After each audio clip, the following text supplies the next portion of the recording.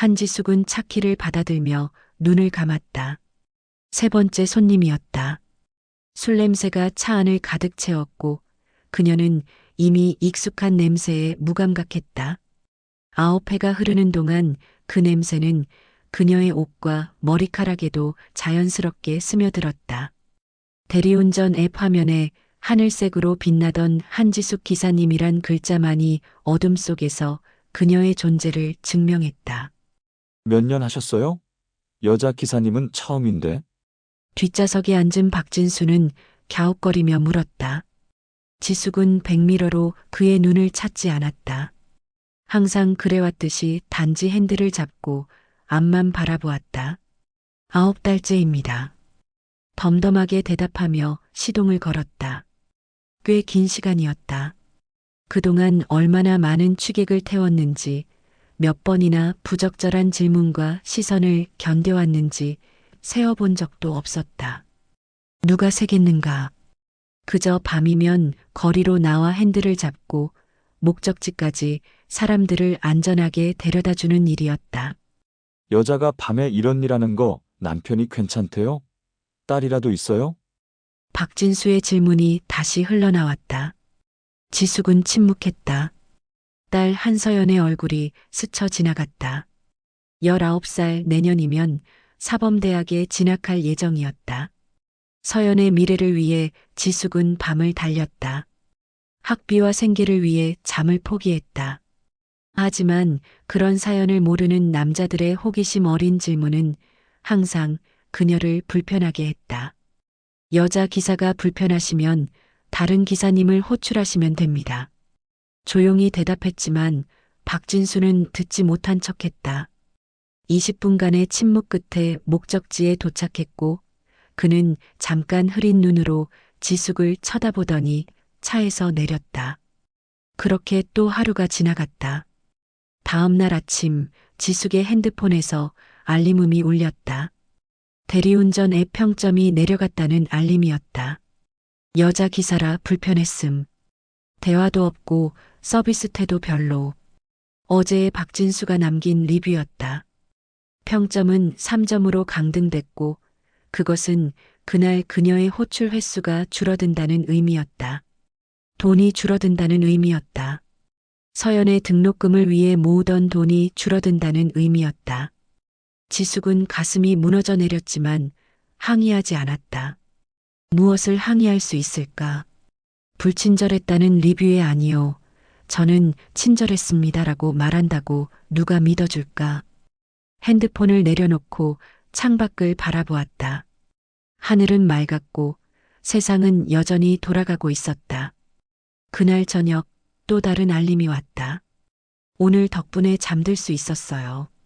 어제 마지막으로 태웠던 손님의 메시지였다. 그녀는 기억조차 나지 않는 그 손님이 보낸 따뜻한 메시지에 가슴이 따뜻해졌다. 누군가에게는 그녀의 존재가 잠들 수 있는 안정감을 주었다는 사실이 위로가 됐다. 지숙은 다시 일어났다. 대리운전 앱을 켜고 오늘의 첫 호출을 기다렸다. 창밖은 이미 어두워져 있었지만 그녀의 마음속엔 작은 빛이 켜져 있었다. 별 하나가 빛나는 것처럼 오늘도 그녀는 누군가에게 안전한 귀가를 선물할 것이다. 그 작은 역할이 그녀가 할 수 있는 일이었다. 기사님, 오늘도 잘 부탁드립니다. 그녀는 자신에게 속삭이듯 말했다. 평점은 숫자일 뿐이었다. 그녀의 가치를 결정하는 것은 오직 자신이라는 것을 다시 한번 상기시키며 지숙은 어둠 속으로 차를 출발시켰다. 한밤중 비가 내리기 시작했다. 한지숙은 핸들을 꽉 쥐고 도로 위를 달렸다.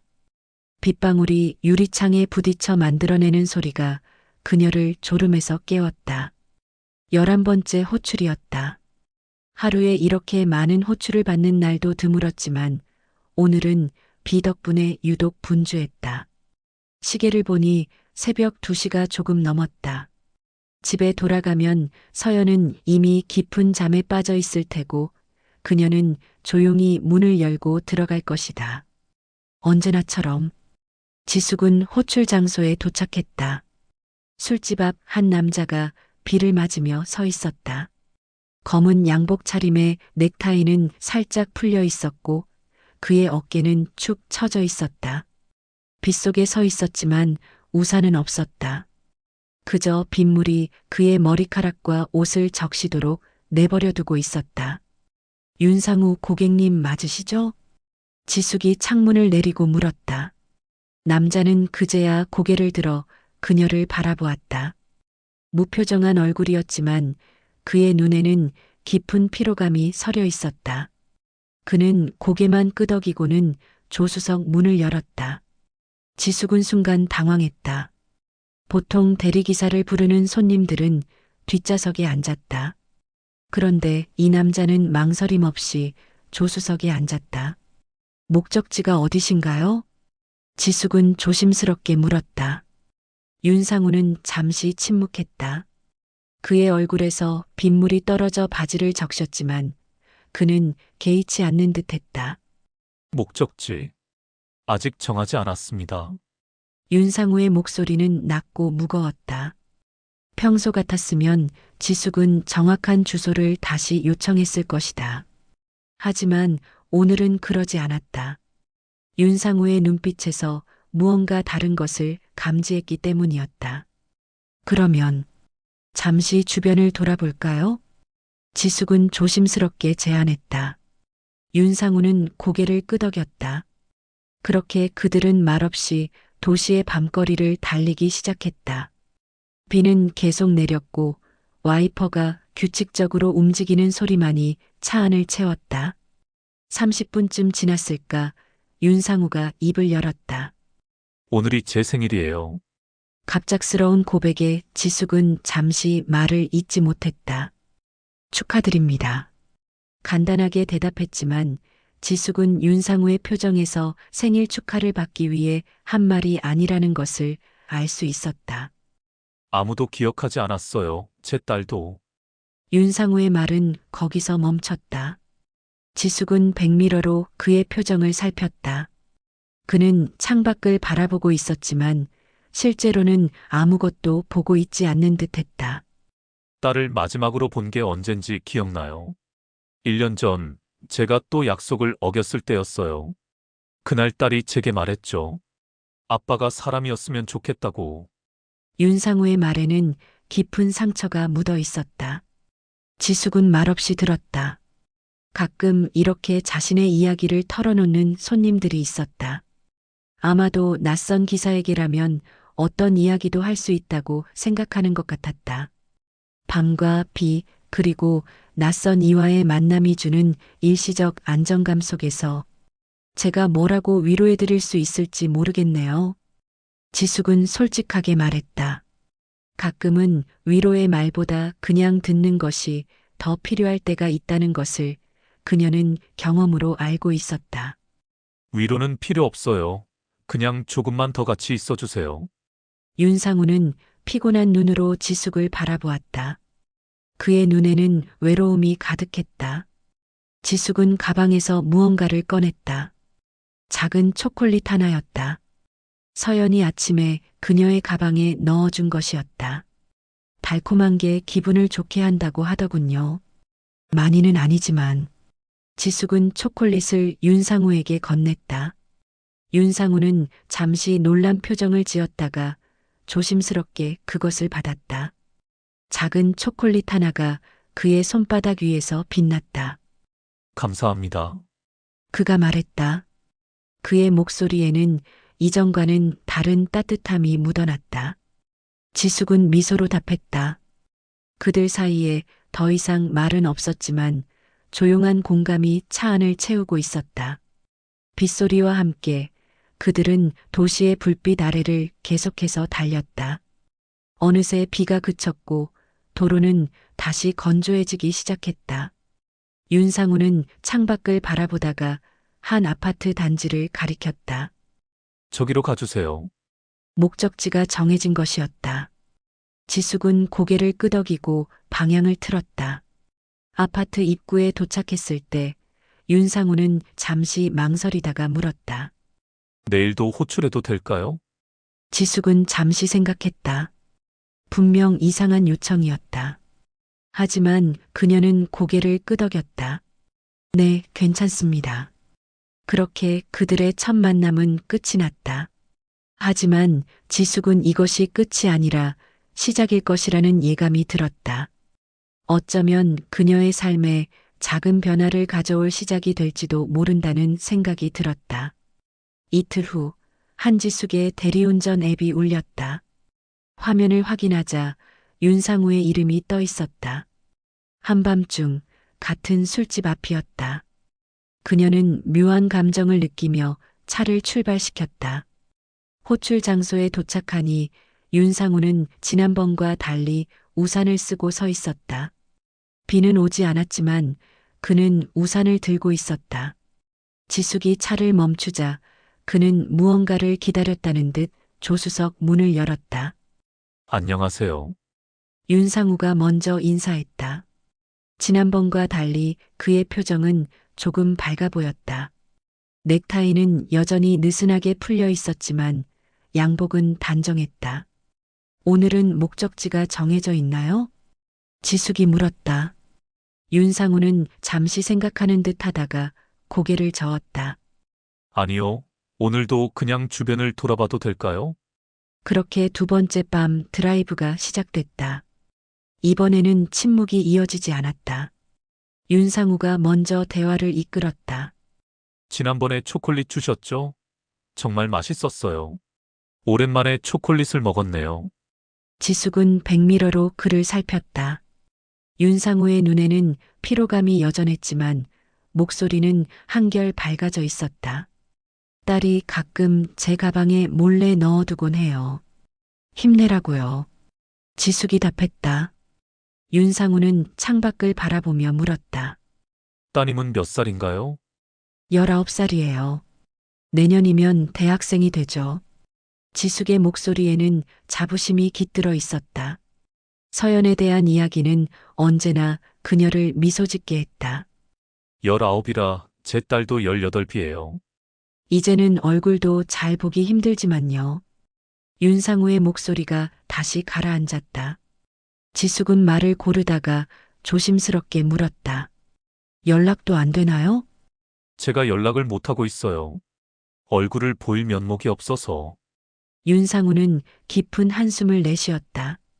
지숙은 더 이상 묻지 않았다. 그의 사생활을 더 캐물을 권리가 없다고 생각했다. 대신 자연스럽게 화제를 돌렸다. 요즘 읽고 계신 책이 있으세요? 갑작스러운 질문에 윤상우는 잠시 놀란 표정을 지었다가 미소 지었다. 달과 육펜스를 다시 읽고 있어요. 아시나요? 네, 모험의 소설이죠. 저도 좋아하는 작가예요.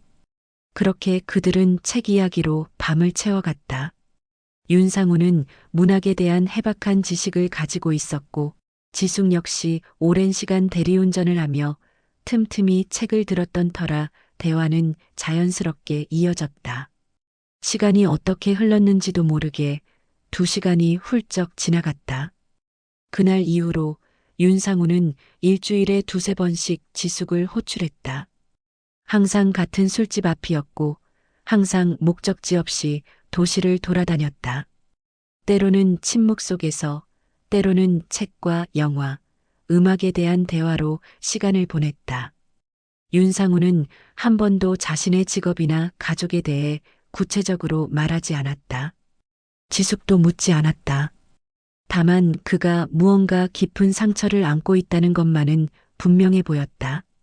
한 달쯤 지났을까 윤상우가 말했다. 이 차 안에서만 살아있는 느낌이에요. 지숙은 그 말의 무게를 느꼈다.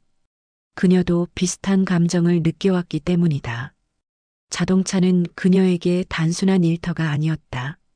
그것은 그녀만의 공간이었고 세상과 마주하는 창이었으며 때로는 피난처이기도 했다.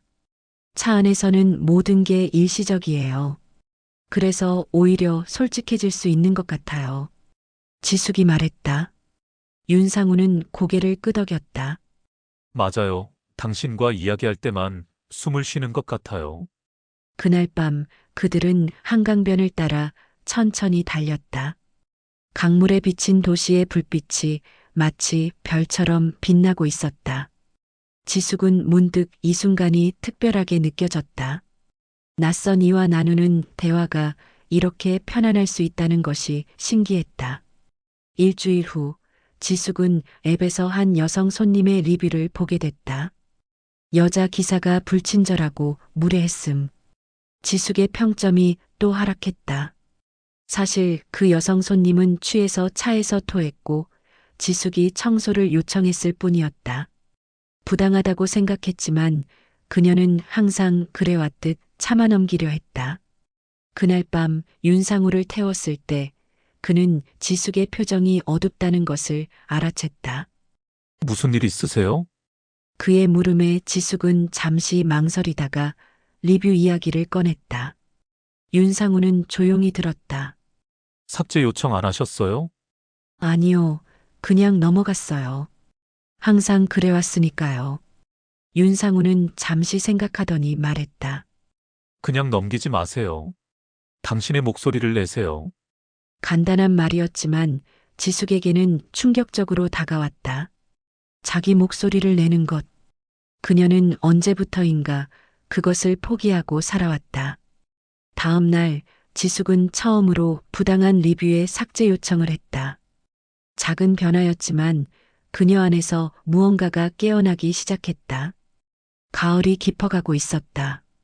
한지숙과 윤상우의 야간 드라이브는 이제 일상이 되었다.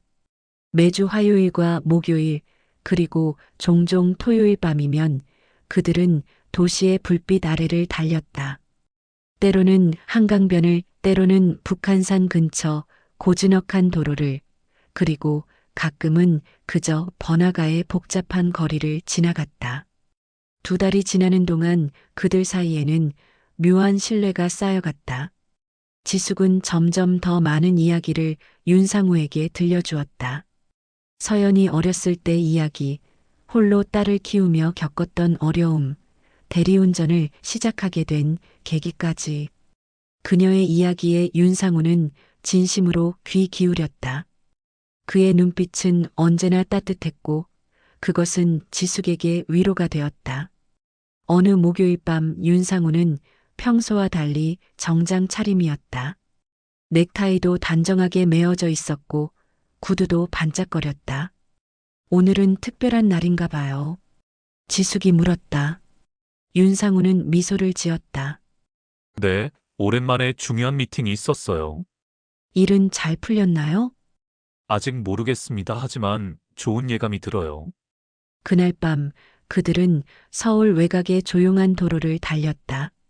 가을바람이 창문을 두드렸고 라디오에서는 조용한 재즈가 흘러나왔다. 평소와 달리 윤상우는 생각에 잠겨 있었다. 무언가 말하고 싶지만 망설이는 듯한 표정이었다. 한 가지 물어봐도 될까요? 윤상우가 마침내 입을 열었다. 지숙은 고개를 끄덕였다. 지숙 씨는 이 일을 계속하고 싶으세요? 대리운전 말이에요. 예상치 못한 질문에 지숙은 잠시 생각에 잠겼다. 그녀는 이 질문을 스스로에게 던져본 적이 있었다. 하지만 현실적인 대답은 언제나 같았다. 딸이 대학을 졸업할 때까지는 해야 할 것 같아요. 다른 선택지가 많지 않거든요. 만약 다른 길이 있다면요? 윤상우의 눈빛이 진지해졌다. 지숙은 그를 곁눈질로 바라보았다. 무슨 말씀이신지. 당신은 운전하는 게 아니라 사람을 듣고 있어요. 윤상우의 말은 단호했다. 그는 몸을 돌려 지숙을 바라보았다. 처음 만났을 때를 기억하세요? 제가 얼마나 무너져 있었는지. 하지만 당신과 함께한 시간 덕분에 다시 일어설 수 있었어요. 그건 단순한 운전이 아니었어요. 당신은 제게 공간을 주었고, 제 이야기를 들어주었고, 제가 숨 쉴 수 있게 해주었어요. 그것은 타고난 재능이에요. 지숙은 당황스러워 말을 잇지 못했다. 윤상우는 계속해서 말을 이어갔다. 생각해보세요. 이런 서비스가 있다면 어떨까요? 여성 대리기사들이 안전하게 사람들을 데려다 주는 것뿐만 아니라 정서적 지원도 함께 제공하는 서비스. 특히 중년 남성들은 자신의 이야기를 들어줄 사람이 필요해요.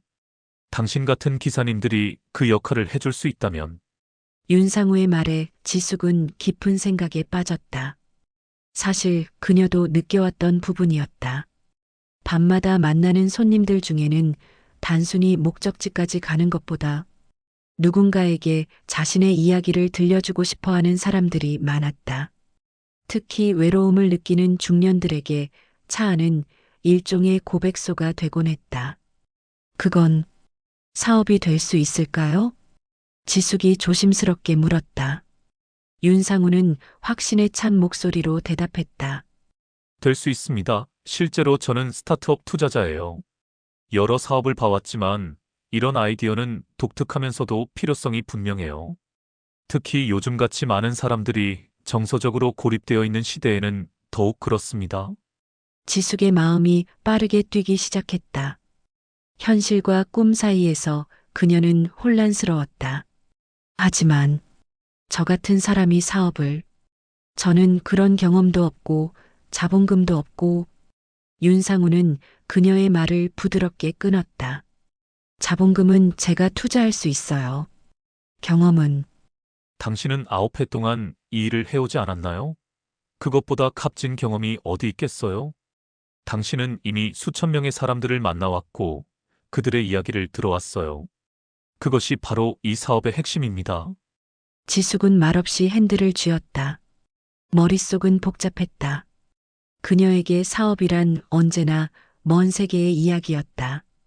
그저 하루하루 살아가기에도 벅찬 현실 속에서 그런 꿈은 사치로 여겨졌다. 생각해 볼게요. 그녀가 마침내 대답했다. 윤상우는 만족스러운 표정으로 고개를 끄덕였다. 서두르지 마세요. 천천히 생각해 보세요. 하지만 한 가지만 기억하세요. 당신은 생각보다 훨씬 더 많은 것을 할 수 있는 사람입니다. 그날 밤 집으로 돌아온 지숙은 쉽게 잠들지 못했다.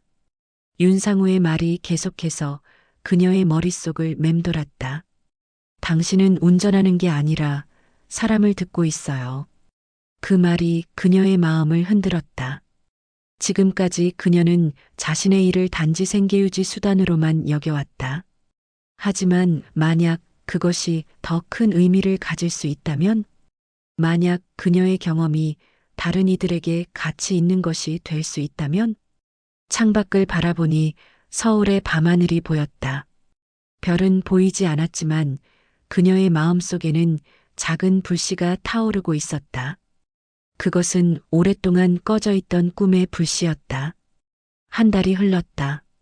한지숙은 윤상우의 연락을 받지 않았다. 아니, 정확히 말하자면 그의 연락을 일부러 피했다. 윤상우가 보낸 메시지들은 읽지 않은 채로 남겨두었고 호출도 모두 거절했다. 그녀는 도망치고 있었다. 변화에 대한 두려움, 실패에 대한 공포, 그리고 자신의 능력에 대한 불신이 그녀를 올가매고 있었다. 지숙은 여전히 밤마다 대리운전을 했다. 하지만 이제 그 일이 전과 같지 않게 느껴졌다. 윤상우의 말이 그녀의 관점을 바꿔놓았다. 매일 밤 만나는 손님들의 표정과 말투, 그들이 건네는 이야기에 더 주의를 기울이게 됐다. 그리고 그녀는 깨달았다. 자신이 정말로 운전만 하고 있지 않았다는 것을. 어느 금요일 밤 지숙은 평소보다 일찍 일을 마치고 집으로 돌아왔다. 서연이 아직 깨어 있을 거라는 생각에 발걸음이 가벼웠다. 현관문을 열자 부엌에서 불빛이 새어나왔다. 서연이 노트북을 펼쳐놓고 뭔가를 열심히 쓰고 있었다. 이렇게 늦게까지 뭐해? 지숙이 물었다. 서연은 놀란 듯 고개를 들었다가 미소를 지었다. 엄마, 오늘 일찍 오셨네요. 과제하고 있었어요. 내일 발표 준비요. 지숙은 딸의 옆에 앉았다. 서연의 노트북 화면에는 복잡한 그래프와 글들이 가득했다. 무슨 과제인데? 사회학 수업 발표예요. 보이지 않는 노동의 가치라는 주제로요. 서연의 말에 지숙은 잠시 숨을 들이켰다. 보이지 않는 노동. 그 말이 그녀의 가슴을 찔렀다. 그녀의 삶 전체가 그런 노동으로 채워져 있었다. 어떤 내용인데? 지숙이 물었다. 서연은 열정적으로 설명하기 시작했다. 사회에서 가치를 제대로 인정받지 못하는 노동에 관한 거예요. 청소부, 간병인, 그리고 서연은 잠시 망설이다 이어 말했다. 그리고 대리운전 기사요. 특히 여성 대리기사들이요. 지숙은 놀라서 딸을 바라보았다. 서연은 쑥스러운 듯 미소 지었다. 사실 엄마가 주인공이에요. 엄마의 이야기를 담았어요. 물론 이름은 바꿨지만. 서연이 노트북 화면을 넘기자 지숙의 일상을 묘사한 글들이 나타났다. 밤마다 낯선 사람들을 만나고 때로는 무례함을 견디며 그럼에도 불구하고 따뜻한 마음으로 자신의 일을 해내는 한 여성의 이야기였다. 지숙은 눈물이 차오르는 것을 느꼈다. 왜 이런 주제를? 지숙이 떨리는 목소리로 물었다. 서연은 진지한 표정으로 대답했다. 엄마가 하는 일이 얼마나 가치 있는지 말하고 싶었어요. 엄마는 항상 자신을 낮추고 자신의 일을 그저 돈을 벌기 위한 수단이라고만 생각하시잖아요. 하지만 저는 알아요. 엄마가 얼마나 많은 사람들에게 안전함과 위로를 주고 있는지. 서연의 말은 지숙의 마음을 뒤흔들었다. 그녀는 지금까지 자신의 일이 딸에게 부끄러움이 될까 두려워했다. 하지만 서연은 오히려 그것을 자랑스러워하고 있었다. 그리고 이것도 보여드리고 싶었어요. 서연이 서랍에서 꺼낸 것은 대학 축제 초대장이었다. 다음 주에 우리 학교 발표회가 있어요. 제가 이 주제로 발표를 하게 됐어요. 엄마도 꼭 와주세요. 지숙은 초대장을 받아들며 가슴이 벅차올랐다. 딸이 자신을 이렇게 바라보고 있었다니. 자신도 모르게 눈물이 뺨을 타고 흘러내렸다. 왜 울어요, 엄마? 서연이 걱정스럽게 물었다. 지숙은 웃으며 눈물을 닦았다. 괜찮아. 그냥 행복해서. 그날 밤 지숙은 오랜만에 편안한 마음으로 잠들었다. 그리고 꿈속에서 그녀는 자신이 운전하는 차가 어둠 속에서 밝게 빛나는 것을 보았다. 그 빛이 주변을 밝히고 길 잃은 이들에게 방향을 제시하는 꿈이었다. 다음 날 아침 지숙은 결심했다. 그녀는 핸드폰을 집어들고 한 달간 읽지 않았던 메시지들을 열어보았다. 윤상우의 메시지들이었다. 생각해 보셨나요? 서두르지 마세요. 천천히 결정하세요. 언제든 연락 주세요. 그리고 마지막 메시지는 일주일 전에 온 것이었다. 기다리고 있겠습니다. 지숙은 깊은 숨을 들이쉬고 메시지를 보냈다. 윤상우 씨, 이야기 나눌 수 있을까요? 제안에 대해 좀 더 듣고 싶습니다. 메시지를 보내고 몇 분 지나지 않아 답장이 왔다. 네, 언제든지 괜찮습니다. 오늘 저녁에 만날 수 있을까요? 지숙은 미소 지었다. 이제 그녀는 알았다. 자신도 누군가의 주인공이 될 수 있다는 것을. 그리고 그것은 단순한 꿈이 아니라 그녀가 지금까지 살아온 모든 순간이 만들어낸 현실이라는 것을. 창밖에는 가을 햇살이 눈부시게 빛나고 있었다. 마치 오랜 어둠을 지나 마침내 빛을 보게 된 그녀의 마음처럼. 한지숙과 윤상우의 재회는 카페에서 이루어졌다. 밤이 아닌 낮에 차 안이 아닌 테이블 앞에서 마주 앉은 그들은 처음에는 어색함을 느꼈다. 한 달 만의 만남이었다. 윤상우는 정장 차림이었고 지숙은 평소보다 조금 더 신경 쓴 옷차림을 했다. 테이블 위에는 두꺼운 서류 뭉치가 놓여 있었다. 오랜만이에요. 윤상우가 먼저 입을 열었다. 그의 눈빛은 따뜻했다. 지숙은 고개를 끄덕였다. 네, 오랜만이네요. 연락 안 드려서 죄송해요. 아니에요. 충분히 이해합니다. 큰 결정이니까요. 윤상우는 서류를 지숙 앞으로 밀었다. 사업계획서였다.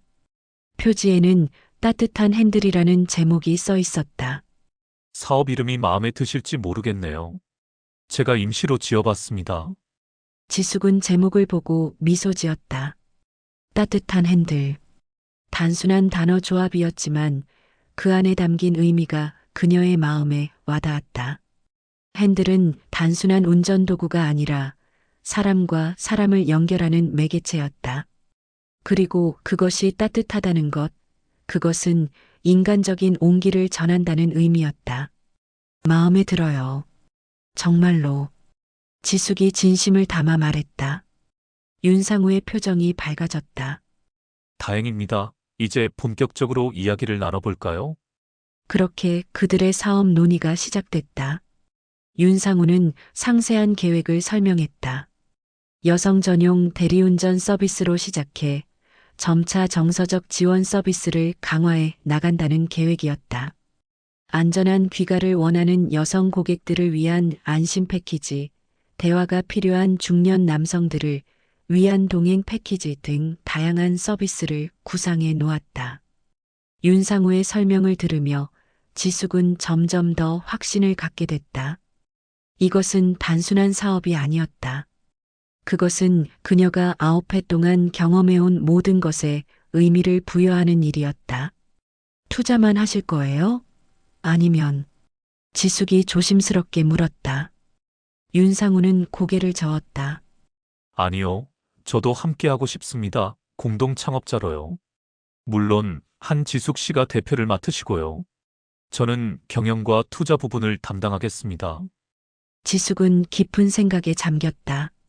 그녀에게는 아직도 두려움이 있었다. 하지만 그 두려움 너머에는 기대와 설렘도 함께 있었다. 결정하는데 시간이 필요하시면 윤상우의 말을 지숙이 가로막았다. 아니요, 결정했어요. 함께하고 싶어요. 그렇게 따뜻한 핸들의 첫걸음이 시작됐다. 2달 후 그들은 작은 사무실을 열었다. 강남의 조그마한 건물 2층이었다. 크지 않은 공간이었지만 그들에게는 충분했다. 벽에는 당신의 안전한 귀가, 우리가 함께합니다라는 문구가 걸려 있었다. 첫 번째 기사 모집 설명회가 열린 날, 지숙은 긴장으로 가득 차 있었다. 과연 누가 올 것인가, 그들이 이 사업의 의미를 이해할 수 있을까 하는 의문이 그녀를 괴롭혔다. 하지만 그녀의 걱정과 달리 설명회장은 사람들로 가득 찼다. 대부분은 지숙처럼 오랫동안 대리운전을 해온 여성들이었다. 지숙은 떨리는 목소리로 말문을 열었다. 안녕하세요. 따뜻한 핸들 대표 한지숙입니다. 처음으로 자신을 대표라고 소개하는 순간 그녀의 가슴은 벅차올랐다. 그것은 낯설지만 분명 자부심을 느끼게 하는 단어였다. 우리 회사는 단순한 대리운전 회사가 아닙니다. 우리는 사람과 사람을 연결하는 다리가 되고자 합니다. 안전한 귀가 그리고 그 이상의 가치를 전하고 싶습니다. 지숙의 말에 설명회장은 조용했다. 모두가 그녀의 말에 집중하고 있었다. 그녀는 계속해서 회사의 비전과 계획을 설명했다. 윤상우도 옆에서 경영 측면의 이야기를 덧붙였다. 설명이 끝나고 질문을 받는 시간, 한 여성이 손을 들었다. 40대 중반으로 보이는 그녀의 눈가에는 주름이 깊게 패여 있었다. 저는 7년 동안 대리운전을 해왔어요. 그동안 정말 많은 일이 있었죠. 특히 취객들의 성희롱이나 폭언. 정말 견디기 힘들었어요. 그녀의 목소리가 떨렸다. 지숙은 그녀의 감정을 충분히 이해할 수 있었다. 어제도 한 손님이 저에게 심한 말을 했어요. 제가 여자라서 늦게 왔다고, 운전이 거칠다고. 정말 상처받았어요. 그런데 오늘 이 설명의 공고를 보고 왔어요. 솔직히 말하면 이 회사가 나를 지켜줄 수 있을 것 같아서 왔어요. 그녀의 눈에서 눈물이 흘러내렸다. 지숙도 함께 눈시울이 붉어졌다. 그녀의 이야기는 지숙 자신의 이야기이기도 했다. 그리고 그곳에 모인 모든 여성들의 이야기였다. 지숙은 단상에서 내려와 그녀에게 다가갔다. 그리고 조심스럽게 그녀의 손을 잡았다. 우리가 함께하면 서로를 지킬 수 있을 거예요. 우리의 목소리를 낼 수 있을 거고요. 그동안 참아왔던 것들을 더 이상 참지 않아도 되는 공간을 만들고 싶어요. 지숙의 말에 설명회장은 조용한 박수로 가득 찼다. 그 순간 지숙은 깨달았다. 이 일이 단지 수익을 위한 것이 아니라 정말로 사람을 위한 일임을. 그리고 그것이야말로 그녀가 진정으로 원했던 것이었다. 그날 밤 설명회를 마치고 사무실로 돌아온 지숙과 윤상우는 서로를 바라보며 웃었다. 기대 이상의 반응이었다. 20명의 여성 기사가 그 자리에서 지원서를 작성했고 다음 주부터 교육을 시작하기로 했다. 우리가 정말 해낼 수 있을까요? 지숙이 물었다. 윤상우는 확신에 찬 목소리로 대답했다. 사무실 창밖으로 서울의 밤이 깊어가고 있었다. 그 밤은 이전과 같은 어둠이었지만 지숙의 마음속에는 이제 더 이상 두려움이 없었다. 오직 새로운 시작에 대한 기대와 설렘만이 가득했다. 1년이 지났다. 따뜻한 핸들은 이제 서울 시내에 6개의 지점을 가진 회사로 성장했다. 초기 20명으로 시작했던 기사진은 이제 200명에 가까워졌고 회원 수는 3,000명을 넘어섰다. 성장 속도는 윤상우의 예상보다도 빨랐다. 사람들은 따뜻한 핸들이 제공하는 특별한 서비스에 열광했다. 한지숙의 일상도 완전히 달라졌다. 이제 그녀는 더 이상 밤새 핸들을 잡지 않았다. 대신 아침 9시에 출근해 직원들을 만나고 새로운 기사 교육 프로그램을 점검하고 고객 피드백을 확인하는 일에 집중했다. 낯설지만 보람찬 나날이었다. 그날도 평소와 같이 사무실에서 업무를 보고 있었다. 책상 위에는 매달 받는 고객 리뷰 모음집이 놓여 있었다. 지숙은 매일 아침 출근해서 그것을 가장 먼저 읽었다. 그것은 그녀에게 하루를 시작할 수 있는 에너지를 주었다. 대표님, 오늘의 특별 메일이 도착했습니다. 비서 박소영이 문을 열고 들어왔다. 그녀의 손에는 출력된 이메일 한 장이 들려 있었다. 따뜻한 핸들은 매주 고객들로부터 받은 메일 중 가장 감동적인 내용을 오늘의 특별 메일로 선정해 전 직원과 공유하는 문화를 가지고 있었다. 읽어볼게요. 고마워요. 지숙이 메일을 받아들었다. 내용을 읽기 시작하자마자 그녀의 눈가가 촉촉해졌다. 안녕하세요. 지난주 금요일 밤 정유미 기사님의 차를 탔던 김도연입니다. 그날 저는 모든 것을 포기하고 싶었습니다. 회사에서의 실패, 연인과의 이별, 그리고 쌓여가는 빚. 모든 것이 저를 벼랑 끝으로 몰아넣었습니다. 그날 밤 저는 사실 한강으로 가려고 했습니다. 마지막이라고 생각했으니까요.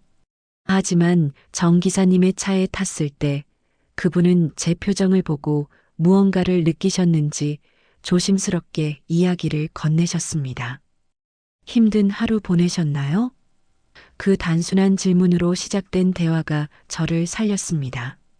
기사님은 제 이야기를 들어주셨고 자신의 힘들었던 시간들을 이겨냈던 경험을 나눠주셨습니다.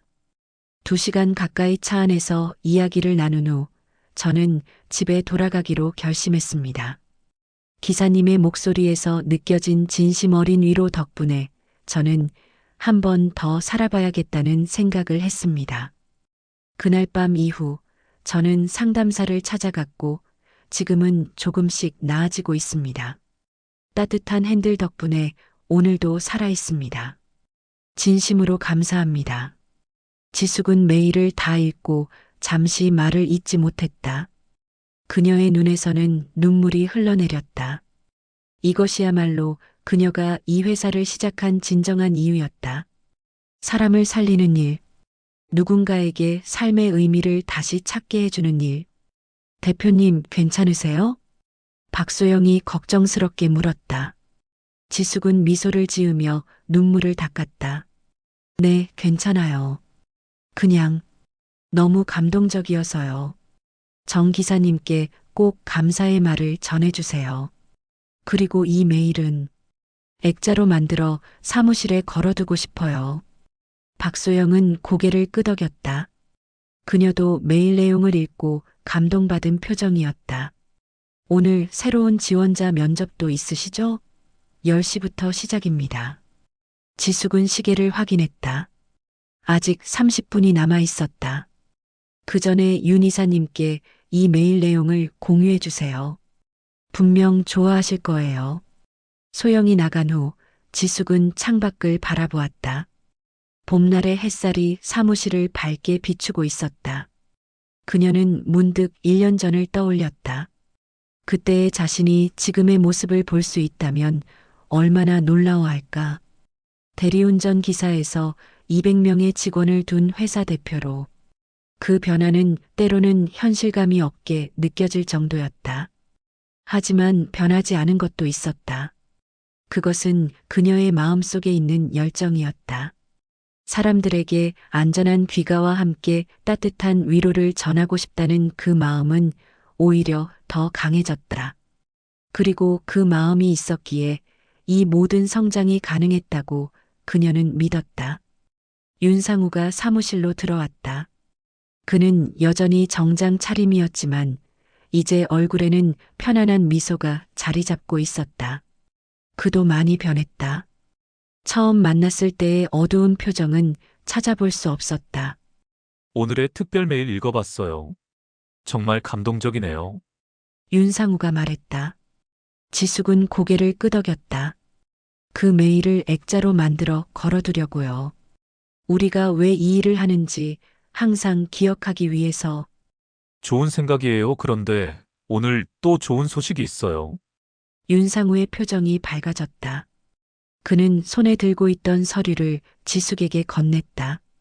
신규 투자 제안이 들어왔어요. 이번엔 정부 지원 사업이에요. 사회적 기업으로 인정받아 지원금도 받을 수 있을 것 같습니다. 지숙은 서류를 받아들고 기쁨에 찬 표정을 지었다. 정부의 인정은 따뜻한 핸들이 단순한 영리 기업이 아니라 사회적 가치를 창출하는 기업으로 인정받았다는 의미였다. 정말 기쁜 소식이네요. 이제 더 많은 분들에게 도움을 줄 수 있겠어요. 그때 휴대폰이 울렸다. 서연이었다. 엄마, 뉴스 봤어요? 엄마 회사 나왔어요. 서연의 목소리는 흥분으로 가득 차 있었다. 지숙은 놀라서 컴퓨터를 켜고 뉴스를 검색했다. 정말로 따뜻한 핸들에 관한 기사가 올라와 있었다. 여성이 만든 여성을 위한 서비스, 새로운 패러다임을 제시하다라는 제목의 기사였다. 지숙은 기사를 읽으며 가슴이 벅차올랐다. 기사는 따뜻한 핸들이 단순한 이동 서비스를 넘어 정서적 지원과 안전을 결합한 혁신적인 모델을 제시했다고 평가했다. 특히 여성 기사들이 안전하게 일할 수 있는 환경을 만들었다는 점을 높이 샀다. 엄마 자랑스러워요. 서연의 말에 지숙은 행복한 미소를 지었다. 딸에게 자랑스러운 엄마가 된다는 것. 그것은 그녀가 꿈꿔왔던 가장 큰 성취였다. 고마워, 서연아. 너 덕분이야. 그날 밤 지숙은 오랜만에 직접 운전대를 잡았다. 하지만 이번에는 대리운전이 아니라 새로 입사한 기사들과 함께하는 야간 교육이었다. 그녀는 자신의 경험을 나누며 단순한 운전 기술을 넘어 어떻게 승객과 교감하고 그들에게 안전함을 제공할 수 있는지를 가르쳤다. 도로 위에서 그녀는 문득 깨달았다. 이제 그녀는 혼자가 아니었다. 200명의 기사들이 함께 밤길을 밝히고 있었다. 그것은 일종의 연대였다. 도로 위의 연대. 그리고 그 연대는 앞으로 더욱 커질 것이다. 3년이 흘렀다. 따뜻한 핸들은 이제 전국 15개 도시에 지점을 둔 대표적인 사회적 기업으로 자리 잡았다. 지점마다 따뜻한 쉼터라는 공간을 만들어 기사들이 쉬어갈 수 있게 했고, 정기적인 심리 상담과 법률 지원 프로그램도 운영했다. 한지숙은 이제 유명 인사가 되었다. 여성 기업인 상을 수상했고, 대학교에서 강연 요청도 줄을 이었다. 어느 화창한 봄날 오후, 지숙은 본사 회의실에서 경영진 미팅을 마치고 사무실로 돌아왔다. 그때 비서 박소영이 다급히 그녀를 찾았다. 대표님, 로비에 손님이 오셨어요. 정호진 씨라고 하시는데. 지숙은 잠시 생각에 잠겼다. 정호진. 분명 들어본 이름인데 기억이 나지 않았다. 어떤 분이신지. 자신을 포차 아저씨라고 소개하셨어요. 소영의 말에 지숙의 눈이 커졌다. 포차 아저씨. 그녀가 대리운전을 시작했던 초기 자주 찾던 포장마차 주인이었다. 지금은 그곳을 찾지 않았지만 그는 지숙의 운전 인생 초기에 큰 도움을 줬던 사람이었다. 어서 모시고 와주세요. 잠시 후 정호진이 사무실로 들어왔다. 그는 3년 전보다 더 늙어 보였지만 여전히 푸근한 미소를 짓고 있었다. 지숙 씨, 정말 오랜만이네. 정호진이 환한 미소로 말했다. 지숙은 반갑게 그를 맞이했다. 네, 정말 오랜만이에요. 어떻게 여기까지 오셨어요? 이제 포차는 접었어.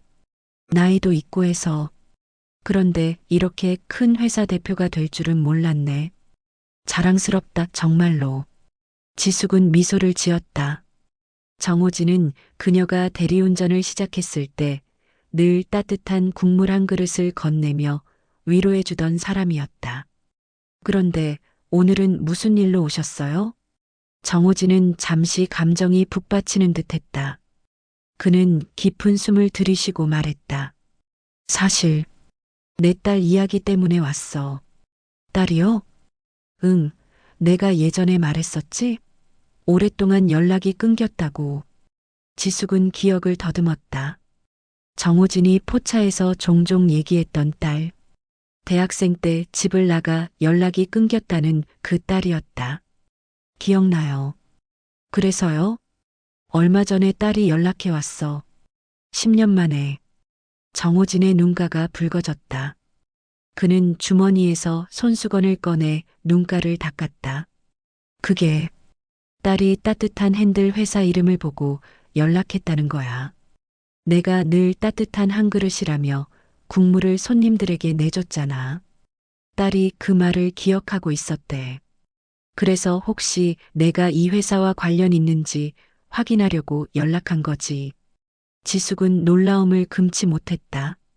그녀가 회사 이름을 따뜻한 핸들로 정한 것은 정호진의 따뜻한 한 그릇에서 영감을 받은 것이었다.